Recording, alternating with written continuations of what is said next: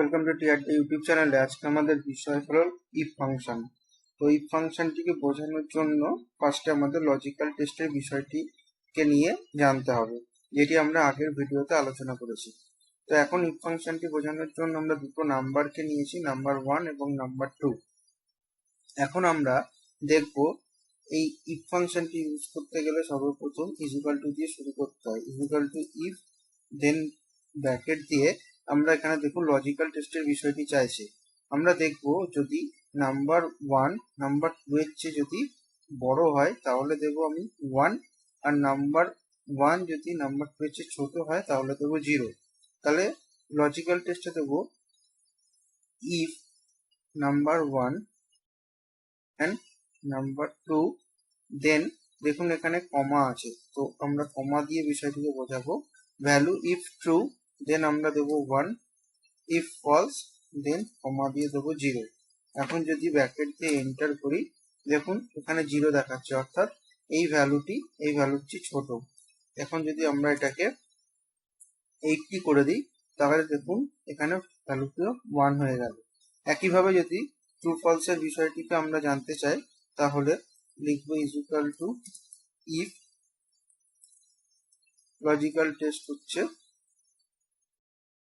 Value number 1 greater than number 2 then comma then. এখন আমরা যদি ট্রু ফলস লিখতে যাই তাহলে আমাদের যেহেতু টেক্সট সেহেতু আমাদের ইনভার্টেড কমার মধ্যে বিষয়টিকে লিখতে হবে। ট্রু কমা ফলস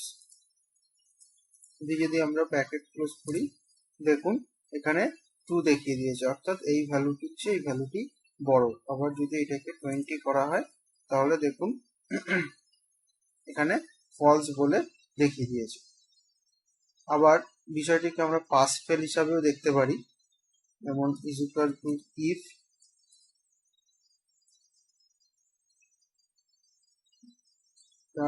গ্রেটার দেন নাম্বার 2,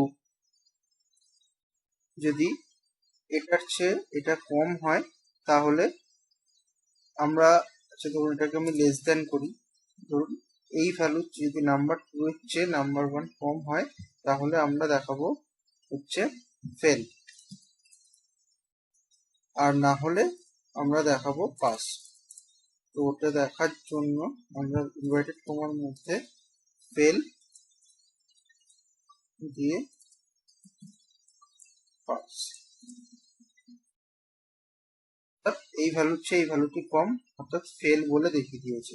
এখন যদি এই ভ্যালুর চেয়ে আমাদের নাম্বার 1 এর ভ্যালুটি বেশি হয় তাহলে দেখুন পাস বলে দেখিয়ে দিয়েছে। তো আশা করছি আপনারা ইফ ফাংশনের এই বিষয়টিকে বুঝতে পেরেছেন। এটি হলো আমাদের পার্ট 1 ইফ ফাংশনের। আমরা আরেকটি ভিডিও বানাবো ইফ ফাংশনের উপর, যেটিতে আরো কিছু বিষয় ডিসকাস করব।